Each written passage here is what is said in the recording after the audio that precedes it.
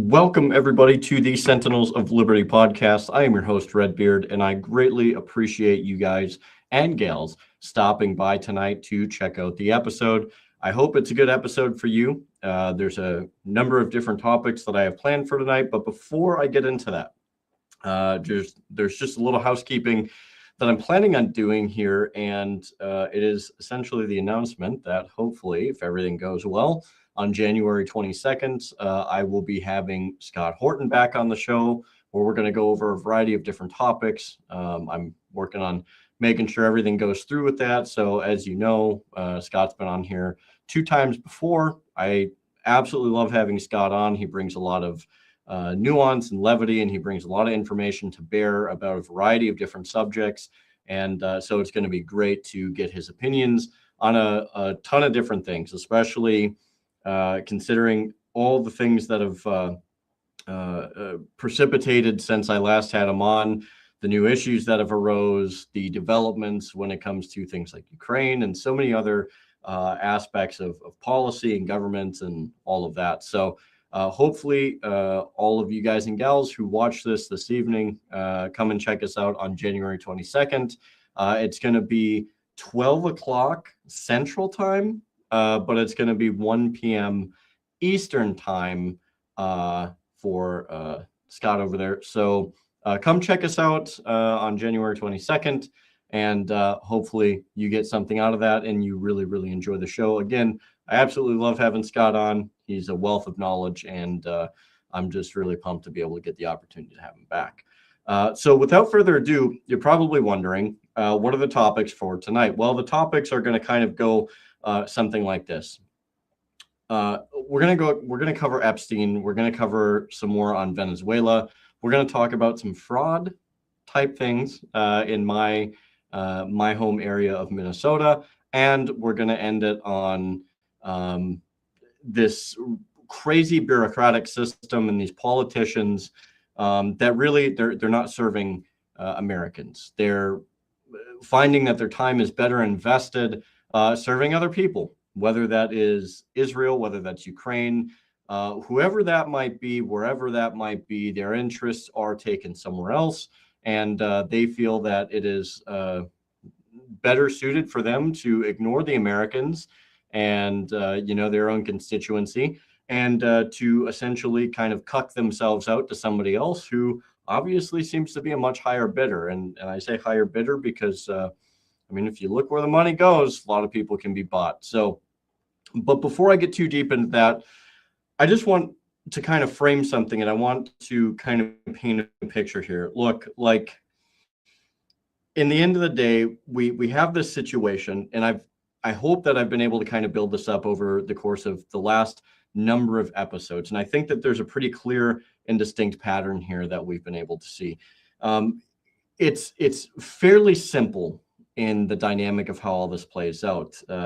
When you look at how these politicians operate, the way that they conduct themselves, the structure of government, and essentially it is putting us last, and it is prioritizing something that's going to help them accrue more control, more power, farther reach, more, getting more of their tendrils into practically anything. And you see this in all facets of society, but you see it in all facets of government. Now, does that mean that everything is lost? I don't think so. I don't think everything is lost. I know that there's a lot of people that are very black-pilled. They're very doomer. They're very negative. And look, I'm not saying that there aren't certain things that are not negative. And I'm certainly not saying that there aren't situations in which things don't look bad, because they certainly do, and they certainly are. But we also have to keep our eye on the prize. And ultimately, when you have these people that treat liberty as collateral, it just becomes another thing for them to wipe under the baseboard and just completely ignore. These people don't necessarily serve us, but they certainly don't necessarily serve the furtherance of liberty. This much we know. So when we go through these, hopefully it helps to paint a little bit more of a picture of what it is that we're dealing with. So one thing that I always like to kind of examine here is it's very easy to get into polarization to get into the left versus right paradigm, Republicans versus Democrats, whatever the case. But we have to kind of look at this as power versus liberty. We have to kind of look at it more for what the existence of the situation is versus necessarily always having to go to the left or to the right or whatever the case is, and examine it in the best way that we possibly can, having a little bit of perspective as we move forward through all of these things. Now, recently, there was, I believe it was yesterday, actually, the Epstein files all of a sudden became more in the spotlight of the news cycle, right? And so when we look at the release of the Epstein files, you know, it's a very polarizing topic. It's a very intense issue, as it should be. But when we look at the Epstein files, we have to consider, where does this place us as a country? And we have to start with this because it tells us everything we need to know about how the modern state handles truth, right? Quest Views, great to see you. David, great to see you also. Gene Groundfog, also great to see you.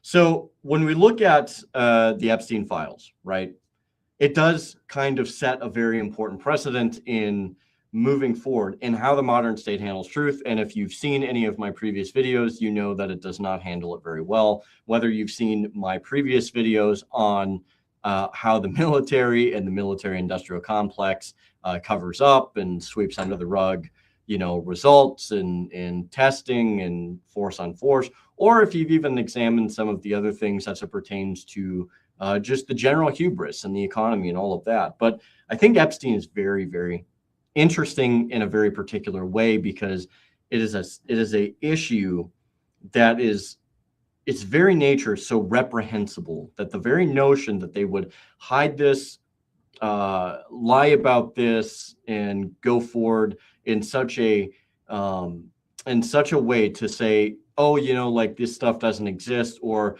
oh, it does exist, and oh, we'll release it, but now we're not releasing it. This whole back and forth, this whole circus, this whole charade, it really, really becomes this ugly monstrosity that I think is worth paying attention to. Now, keeping in mind, upon the, you know, quote unquote release of the files, of which there wasn't necessarily even a full release yesterday, and a lot of the things that were released were heavily redacted. The Epstein Files Transparency Act was passed with one clear purpose. If you're not familiar with it, Thomas Massey talks about it quite a bit and has shed a lot of light on it.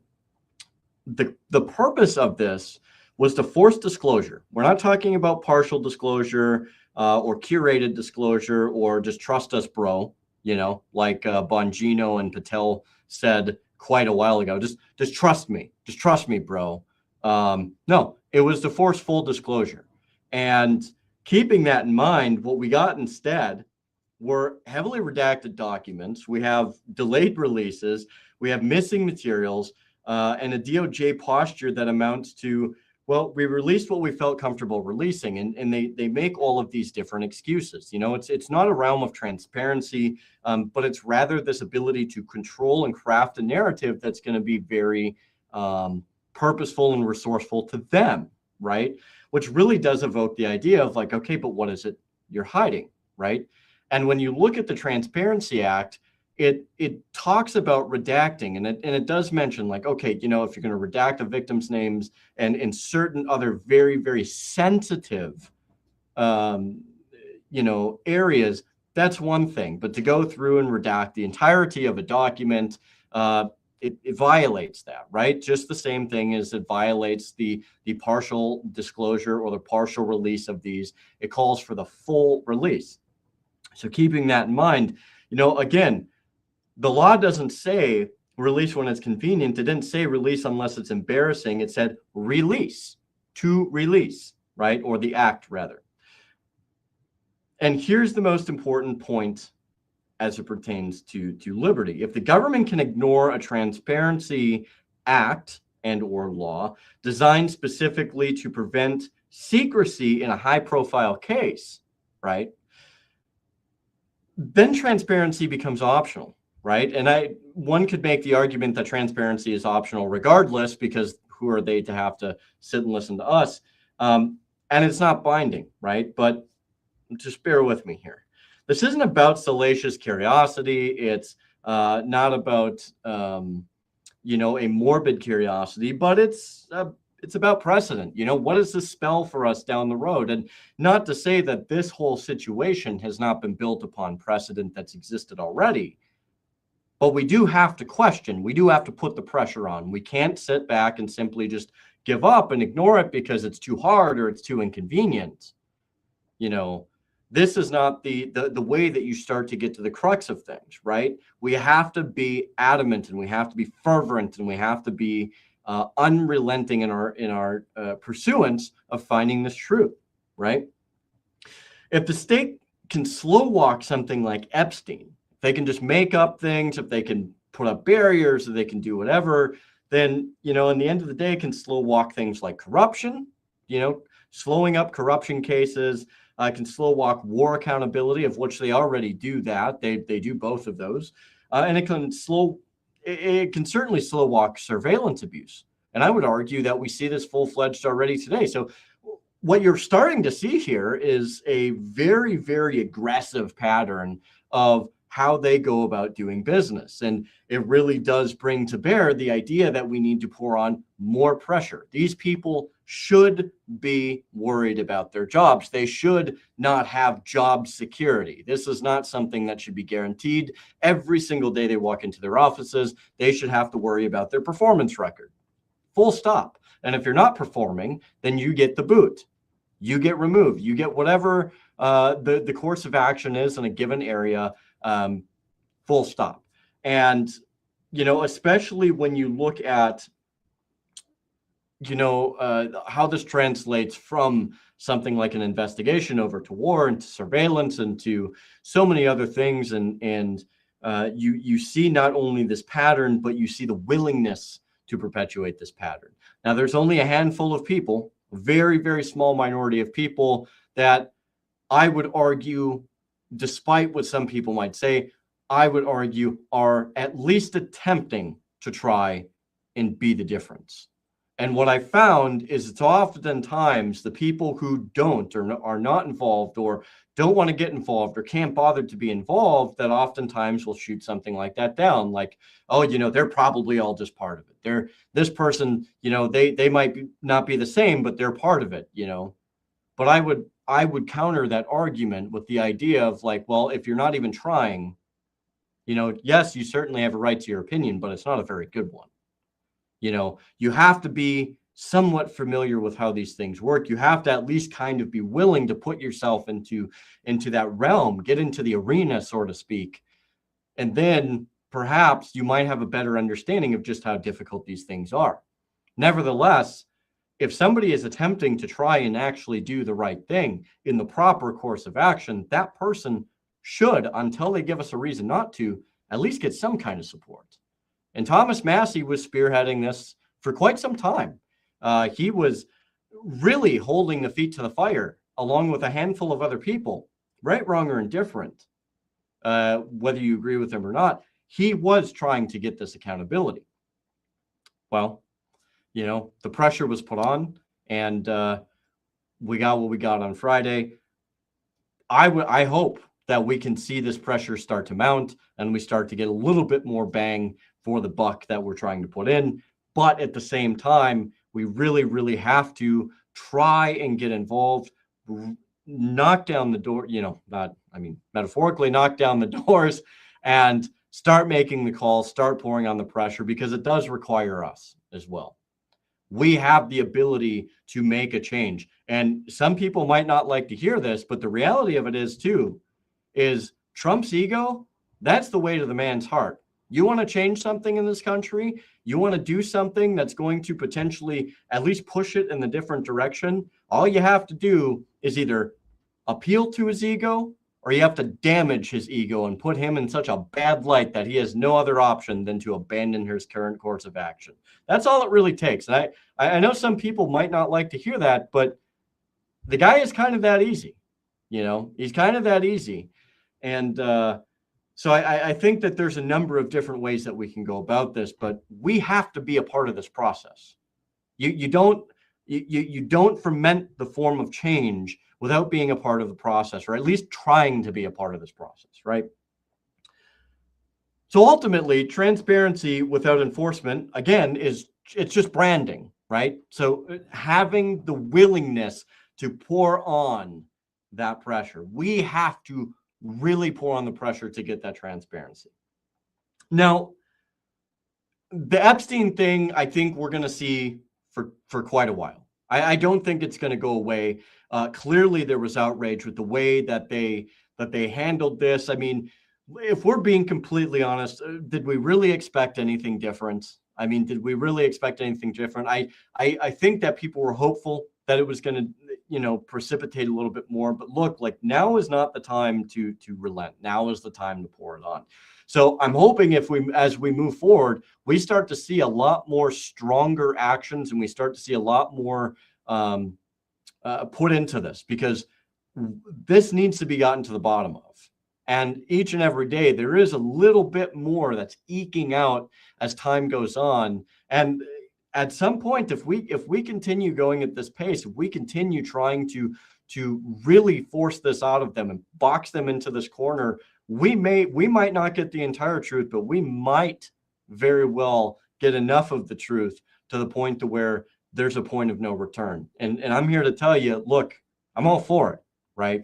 So we have to hold the line. We have to be willing to move that line forward and be that difference, because it's not going to happen until we start to take a role. I've said this numerous times, and it's not just at the higher level. It's more important, I would argue, at the local and state level. You have to be involved at these different levels.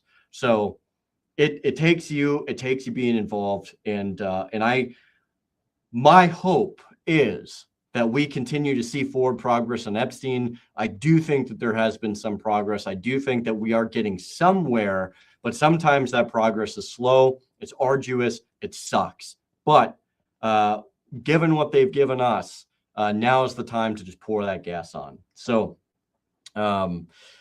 it's we're going to take this now, and we're going to pivot from the realm of secrecy and trying to just hide or try to obfuscate or really try to just give us little tidbits, right? We're going to pivot the force. And I mean, really, like, these characteristics, they kind of do go hand in hand, right? Because while transparency acts, and while transparency laws, and while transparency legislation are ignored at home, escalation is happening abroad in plain sight. And I do want to make the mention here real quick.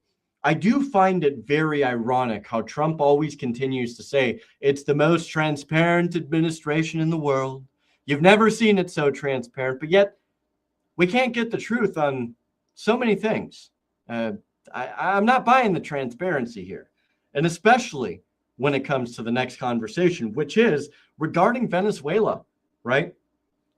It's a war essentially by any other name. Let's not act ignorant about this. Anybody who's studied history, especially when it comes to the founders, the founding documents, and a lot of their own personal memoirs, their own thoughts, and a lot of different ways that they understood things, they had a very classical way of looking at things. And if you go by the modern political language, the U.S. hasn't started a war technically with Venezuela. At least that's the way that they see it. But if you go by the founders' definition, we already have. We've actually been at war with Venezuela, the same way that we were at war, and I think perhaps we still may be at war with Iran, even though nobody wants to call it that. The founders did not define war necessarily by scale, and you've heard me say this probably ad nauseum 1,000 times or more. They didn't care whether it was a full invasion. They didn't care if it was a single shot, whether it was a single blockade, a seizure of ships, or, I've even mentioned before, economic actions to some degree. There's a wide range. There was no scale that was applicable when the founders understood war and when they wrote the Constitution, and they fundamentally talked about war powers, and they fundamentally evaluated the purposes of the military and the militias and all of these other aspects of our country. They understood war was any act of aggression between sovereigns. That was what war was. That is how they understood war. That is what we were founded on as the fundamental understanding of what war was. Full stop. So what do we have now? Okay, the U.S. declared maritime and air blockades, seizure or interdiction of Venezuelan oil tankers, of which there was a second one that I just saw pop up on the feed today. So we have that going for us. We are we're very quickly getting very comfortable about just seizing tankers at this point. Military enforcement actions justified outside of congressional declaration. If another nation seized commercial shipping and blockaded our coast, for example, we wouldn't call it a policy enforcement, now would we? Absolutely not. We would be bombing the absolute hell out of that country. We would be, I would say, in the initial action, we would be taking very aggressive defensive maneuvers against that country, would we not? Why? Because we would construe it, the United States would construe that as being an act of war. But yet we have the nerve to turn around and say, oh, we're not doing war. We're not doing war. But if somebody else did that to us, oh, it would be full-blown war. We would have no problem continuing to blow vessels out of the water. And I would argue that we would probably actually use anti-ship missiles, if you ask me. In the end of the day, we would 100% construe it as war. We would 100% evaluate it as a warlike phenomenon, because it is. And our actions are no different. It doesn't matter how you want to change, obfuscate, manipulate, push the goalpost. It doesn't matter. War is war. And when you consider how the founders evaluated that, and you look at the actions that we're doing today, not just with Venezuela, but so many other countries. We just bombed Somalia again, numerous times, notwithstanding many other places that have popped up recently. We continue bombing. We continue doing all of these strikes. But we say, well, we're not at war, though. It's a limited strike. It's just a little pinprick. It's okay. It's nothing. It's just a predator drone, right? It's war. And they refuse to call it war because they don't want the responsibility placed on them and the ire of the American people when they have to send the sons and daughters, and those sons and daughters go and they die, and then they come back en masse in body bags.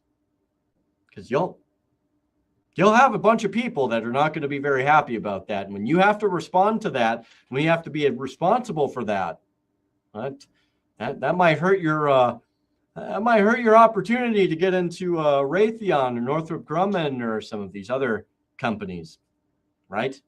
Because that's where they need to be. But I digress. We would call it a war, however. The justification given is drugs and narco-terrorism. Yet it is ironic, though, how when we talk about terrorism and we bring up the actual definition of terrorism, when you look at what they're doing, it doesn't quite fit into that box. So we have to create a new box and then say, well, this is now terrorism. God forbid we actually use the properly defined and legal parameters to call something terrorism. We just have to make a new word up for it. So then that way we can walk our little way around any form of congressional approval. It makes it a little bit easier for people to want to sympathize and say, oh, those darn terrorists. Now, make no mistake, this is not a plea to say that these people potentially are or are not bad. Nobody likes drugs, Nobody likes the idea of their neighborhoods being infested by drug smugglers or gangs or even users for that matter, right? But in the end of the day, when you start to change and you start to manipulate and you start to call things that they just clearly are not, well, then you start to run into a lot of problems.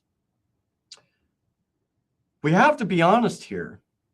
drug interdiction by the Coast Guard is successful.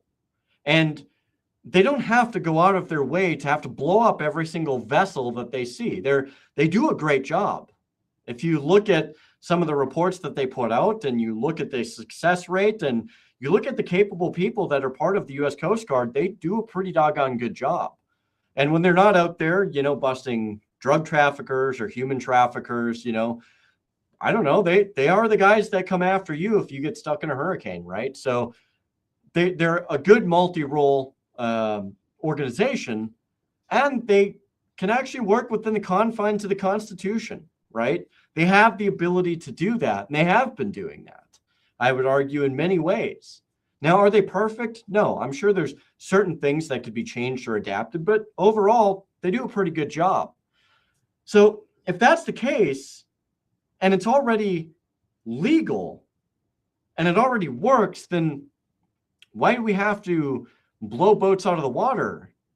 When you look at the way that we treat and we interdict things right off of our shores, well, I mean, could you imagine if an Apache helicopter came by and all of a sudden right off of, a Florida beach, you just blew up a boat? You don't see it, right? You just don't see it. But the question here is, why the military escalation? Because as a lot of people have argued, and I'm inclined to agree based off of the patterns and the way that the United States conducts its foreign relations, its foreign policy, and overall its military operations, it was never really about the drugs. And I think that's becoming more and more apparent as time goes on. However, there are very strong indicators that it is, in fact, about regime change. It is more about economic pressure. It is more about having control of their natural resources and furthermore, maintaining the illusion of strength, right? You have to be strong. This is our land. This is our right. We have the right to be here. You don't have the right to exist. If you're not doing what we want you to do, then you're wrong. Okay? Trump has claimed Venezuela stole American land and resources. Well, based on what? No matter how many American companies did business there, right? Venezuela is a sovereign nation. They control their land, and they have the ability to say no to any American company or any company from any country in the world whenever they please. I mean, could you imagine, if you will, the Chinese did the same thing? If all of a sudden we nationalized all of the Chinese companies, and then the Chinese had the nerve to come up to us and say, well, you stole our land and our resources, so we're going to come and grab what we need back. How do you think we would respond to that? Of course, you probably wouldn't respond very kindly, right? Calling it ours is, in the simplest terms, it's a very imperial form of thinking, right? All we have to do is look at the patterns that are set before us, and we get a basic understanding of what's going on. Liberty doesn't coexist with imperial logic. These two things, they don't belong together. They'll never go together, and they'll never coexist together. So I kind of want to leave you with that as it pertains to the Venezuela fiasco, as I call it. And all while the federal government escalates force abroad, right? Here's where it gets a little bit spicier. It can't seem to manage basic integrity at home. And I want to add one more thing at the end of Venezuela.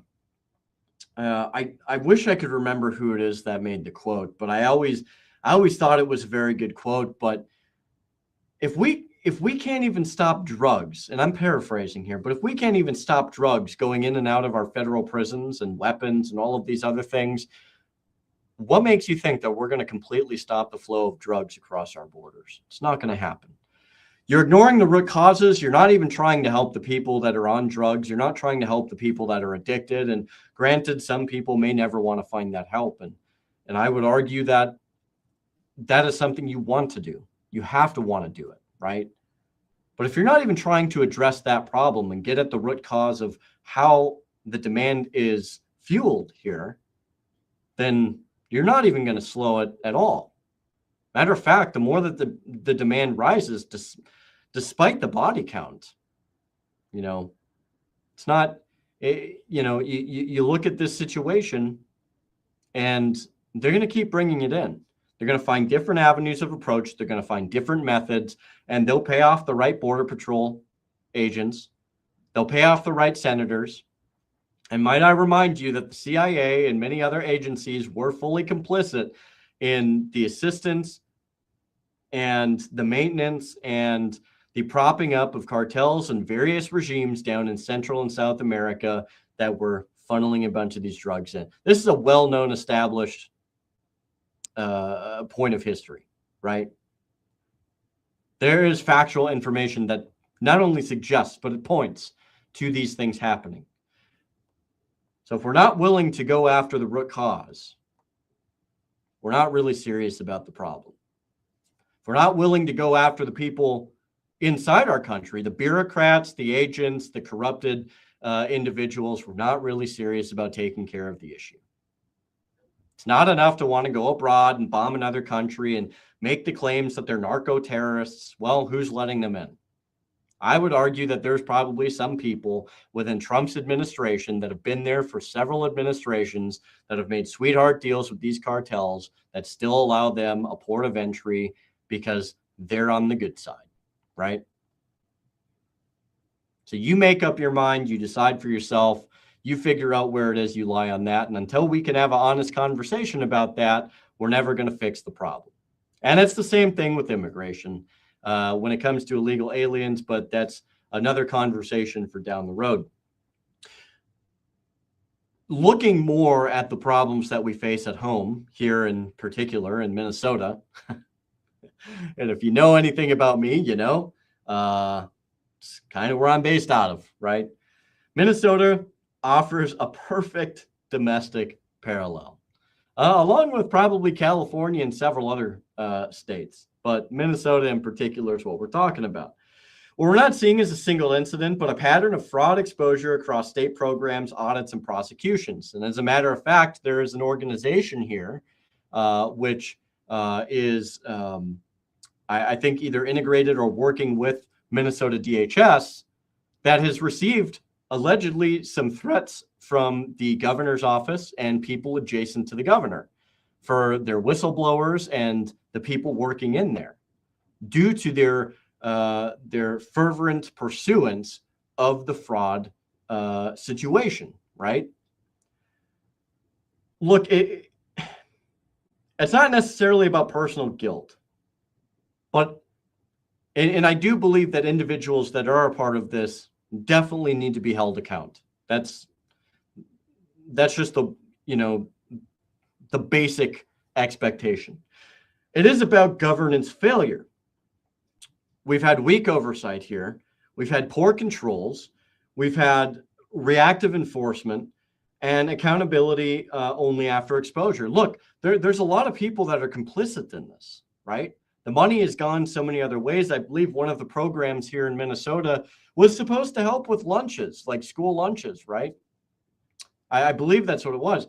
And when you consider that and you look at the amount of money, and I've seen estimations between 9 to, I think it was like 18 billion. I don't have a hard number. I've seen a couple different estimations. Either way, it's a lot of money. It's a lot of money. And when you consider some of the people that have been kind of on the dole or suspected of actually profiting from this, like Ilhan Omar, and you look at how Timmy's doing, it's not good. And in past week, this has really kind of cracked open and gotten a lot more exposure. It's very damning. And it's one of the things that I have to say is very shameful for my state. There's a lot of good people that live in Minnesota. There really is. And it's unfortunate that these are the people that happen to be like Tim Waltz and Omar and, Keith Ellison. It's unfortunate that these are the people that are in the positions that they're in. It's shameful. But this has opened up quite a Pandora's box. And the best thing that we can do here in Minnesota is to continue pulling on these threads, making sure that we run down every little thing and helping to support the people that are willing to put in the work in order to help this exposure. When fraud becomes visible at scale, it tells you something about the incentives, right? And I want to add a key point of liberty. A government that cannot administer honestly should never be trusted with more power. This is a basic thing, right? And a government that assumes more power is never going to relent it, such as emergency powers and the like, things that we saw during COVID. Yet the response is always typically the same. There's more funding, there's more authority, there's more bureaucracy. It's never fewer programs, tighter limits, or decentralization at all, because admitting failure threatens careers. And I'm here to tell you, with all the things that are coming out, and you have some pretty strong allegations, the fact that the governor's office has been going after whistleblowers and they've been threatening people. These are pretty serious allegations, and if they come out with some real substance, and I think that there are some very involved parties that are willing to bring this to light even more, well, you don't have to worry about your career being threatened. I would argue that it's probably going to end, and maybe not in the way that we'd like, or maybe not in the way that they'd like, but either way, something's going to happen. And I think a reckoning is afoot, and it's one that I think leaves Minnesota in a very interesting spot, especially coming up to the next cycle of elections. It gives the Minnesotan people a very unique opportunity to hopefully attempt to stem the tide of bad politics and hopefully be able to start to alter course. Now, a full course alteration isn't going to happen overnight. I want that to be very much, understood. But if we can at least start to drive the boat in a better direction, well, I'd say that's one heck of a start. And if we can crack this fraud case open here in Minnesota and provide more exposure, man, I mean, that's one heck of a start. So we're going to do another transition here, right? So let's zoom back out. Let's come out from the local politics here and the domestic situation. Well, it still kind of stays domestic because this pattern repeats at the national and international level. We are seeing America last incentives. We're seeing America last priorities. And we're seeing foreign countries prioritized more and more every single day, whether that is Israel, whether it's Ukraine, whether it is the next love affair that our government bureaucrats have with one leader or another. We're told American policy is driven by American interests. This is a talking point that we hear all the time. It was something and is still something that's touted by the Trump administration today. Heck, you even hear this down at the state levels, right? But in the end of the day, sometimes politicians say the quiet part out loud. Perhaps it might be a Freudian slip. Perhaps maybe they just want you to know it because they're not afraid of any ramifications whatsoever. Trump openly acknowledged overwhelming support for Israel and major donor influence shaping priorities. Miriam Adelson herself publicly touted recently, mind you, the scale of money spent to ensure American policy aligns with Israel's interests. And she even quipped she would add another 250, million or billion? I lose count when these people just start throwing money into a career. Either way, to a third term for Trump. Now think about that. She jokes. But in every good joke and in every good lie or every good, obscuring sentence or quote or comment, there's usually some truth there. And I think we have to tread carefully as we move forward. It's very obvious that we have a country that very much has a large number of the people that we have been trusted to lead us that would rather put the interest of Israel and Ukraine well before any Americans. We see this in our infrastructure. We see this in our economy. We see this in our military exploits. We see this in just day-to-day living. It has become apparent that we are second fiddle. But we have to start doing something to start taking this back. And if they can't become, if they are not serving our interests, we are not obligated whatsoever to tolerate that. They must be replaced. This is in our founding documents. It's in our founding charter. We need to take this back. Now, let's be clear here, okay? We have to understand that this is not a generalization of Jewish people. It's not a generalization of all Israelis altogether.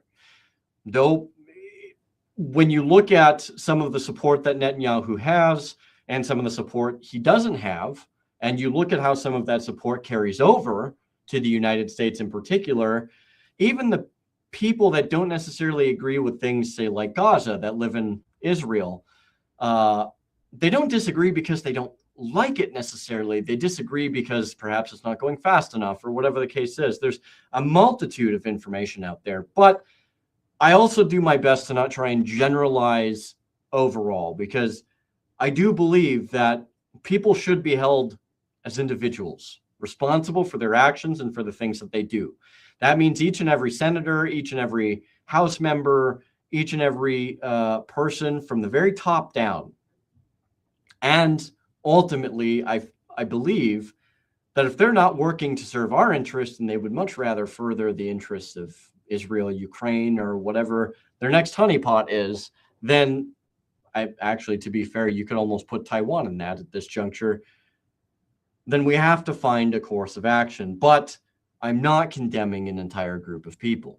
I think it's irrational. And I also don't think that it's the most effective way to try and fix things. We have to look at the root causes, and we have to go after the source. Otherwise, in the end of the day, we're not going to be able to deal with this adequately enough. So that starts with dealing with looking at, FARA. That means that we have to evaluate what falls under FARA. If we believe AIPAC falls under FARA, then we need to make sure that they fall under FARA. If we look at congressmen and congresswomen that are not doing their jobs, then we need to start to run against these people. We need to start going against these people. We need to start affecting that change. It's not easy. And a lot of people say, well, what's the point? We can never win. Well, when have you tried? And if you try and you fail, then you have to get back up and you try again. This is about, however, foreign influence being treated as untouchable, and they're not untouchable. I don't care what anybody says. There's not one person in the world that is entirely untouchable. That is one of those things that I feel that is so pushed to break your will and to break your hope that you're not willing to try. They don't want you to try. They don't even want you to be in the race. They don't want you to be in the ranks. You have to put your effort in, and you have to prove to them that your hope and your will and your ability is not broken. Do not let them break you on this and on many different subjects. When billions flow abroad, criticism is smeared as disloyal. You're un-American, you're unpatriotic, you're an anti-Semite, right? Dissent is suppressed, and Americans are told to accept it quietly. You sit down and you accept it quietly. This is what they want you to believe. That is America last policy. Regardless of the party, the same logic applies to Ukraine. Endless funding, no exit strategy, no constitutional declaration whatsoever, and criticism is framed as a moral failure. Liberty dies when criticism of foreign governments becomes taboo. I refuse to ever hold my tongue as it pertains to foreign governments, especially when they meddle in my country. They're not my people. They don't deserve to be a part of this beautiful country. When they're trying to change it, when they're trying to destroy it, when they're trying to manipulate it. I'm an American first and foremost, make no mistake about that. And my heart burns with a passion for this country. It's why I don't give up. And I won't tolerate and I won't be silent, regardless of whatever it is that somebody wants to call me, because I know the truth is out there. And when that truth comes out, it will damn you.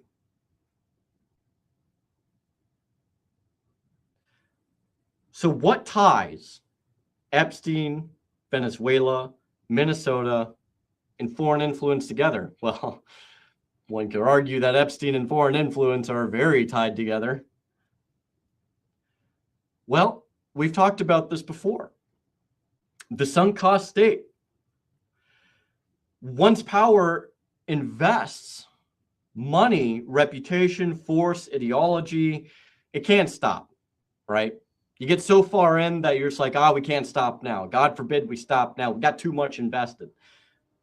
So instead of correcting, it escalates. It redefines words. It attacks critics. It demands applause. And stopping would require humility, and power does not do humility. And every escalation, every sacrifice, every time that these people do their dirty deeds, it costs liberty. And it's not just them. Every time that you stay silent, every time that you don't get involved to some degree, it may not be a direct cost to liberty, but you're certainly not helping to preserve it. Now, I understand that not everybody feels compelled to do this. We saw that in the Revolutionary War. There were people that didn't want to be involved, and they would just go with whatever way the wind goes. And I get it. People have families to consider. They don't want to be involved. They don't want to get their hands dirty. They don't want to come under the microscope. And I get that. I really do. I can empathize with that. But I would also argue that if you don't want to do that, then you have to think about what the cost is. The cost to your posterity, the cost to your liberty, the cost to the future beyond your posterity. It's not just your children. It's not just your grandchildren. But it's those down the road. To the born and to the unborn. This is the cost. So you have to count the cost, and you have to go to bed every single night and ask yourself, are you willing to deal with that cost? Are you willing to let your children live with that cost? And are you willing to let your grandchildren and their children live with that cost? What you do today could make the difference tomorrow. What you do tomorrow could make the difference in a month, in a year, 5, 10, 15 years from now. But I do understand. I do get why people don't want to be involved. And I can empathize with it. I'm just explaining to you what the ramifications of those costs are by not being involved, by not letting your voice be heard, by not being active. Either way, you're going to feel that burden.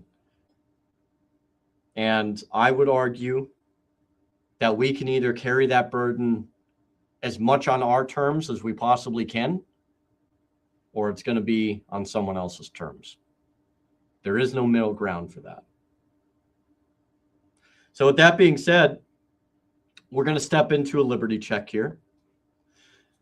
The founders understood something we've forgotten. Liberty survives through restraint, and certainly not pride. They warned us that war centralizes power, secrecy breeds tyranny, debt enslaves posterity, and furthermore, unchecked authority never corrects itself. This we know. A government that cannot admit failure will eventually require your silence to maintain it and to maintain the lie.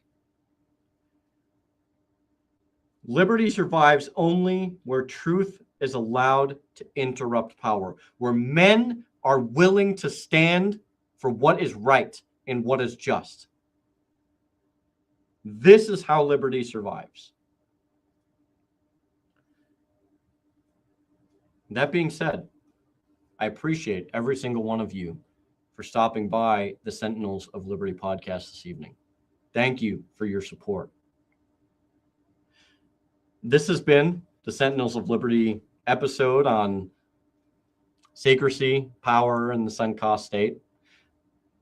if you value liberty, okay, if you value peace and accountability, personal responsibility, share the episode. Give it a like. Send it to your friends, your family, people who maybe don't know if they're seeking the truth, but you can at least put it in front of them.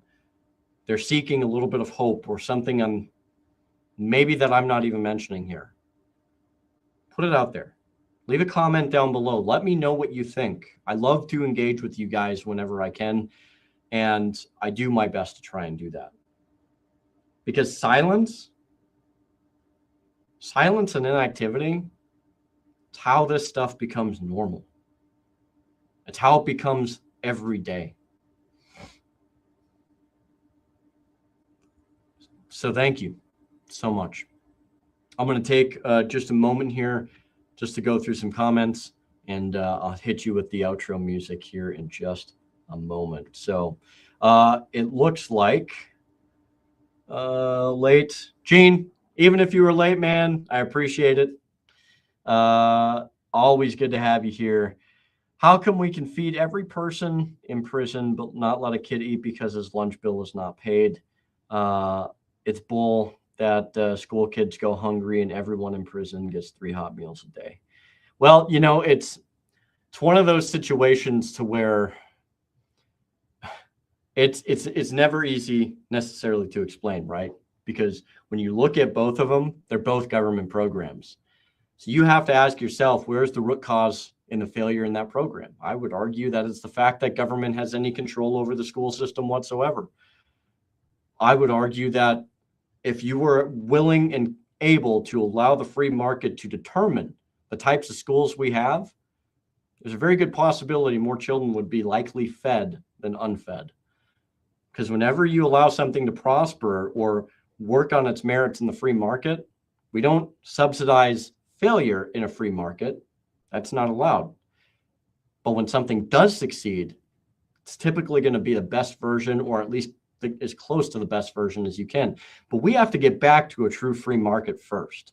We have to get back to something that's actually going to work in the way that it's supposed to work, not subsidizing failure, not letting the lowest common denominator exist, not allowing something that puts out a poor product to simply just exist because, oh, we feel bad or they're not getting funding. No, if you really believe that your children deserve the best, we have to get back to a free market. But that being said, I would argue if you want your children to have the best, there's a lot of homeschooling doctrines out there. There's a lot of great programs out there. There's a lot of more affordable private schools that are available out there today. And I would argue not only you might pay a little bit more for a good homeschool program. A lot of them are hands off nowadays. But in the end of the day, you can control the curriculum, can ensure that they get a top quality education, and more than likely, the child will probably be fed. And until something drastically changes where public schools are no longer government schools, I don't think you're going to see that happen. Anytime you have a government disposition that subsidizes these types of things, you're always going to see a drastic failure. We've seen this in history. It is a pattern. And until we get to something better, man, I don't know what to tell you. So, but great comment. Never give the government power. Chuck Money. Appreciate you coming by, Chuck. No, 100% right. So I totally agree with you. Any power that the government gains, it's never going to willfully relent. We know this. So let's, whoops. Going crazy here. Hold on. Hello, Chuck. A lesson for the fellow man everywhere. Well, Gene, I greatly appreciate it. I greatly appreciate you and every single person who takes the time to check out the Sentinels of Liberty podcast. And without further ado, that is the majority of the comments that I kind of just perused here quick. I don't want to take up too much more time. So with that being said, have a great evening. We'll see you next Saturday for another episode of the Sentinels of Liberty podcast. And remember to keep carrying liberty and keep that torch lit with that ever-burning flame in your heart, the want to do better. Get active, get involved, be the difference you seek. And we'll see you on the next episode of the Sentinels of Liberty podcast.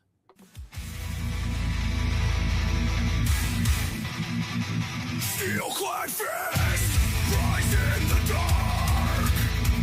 Shattered chains ignite the spark. Tyrants crumble, feel the flame. Fatal strike and free.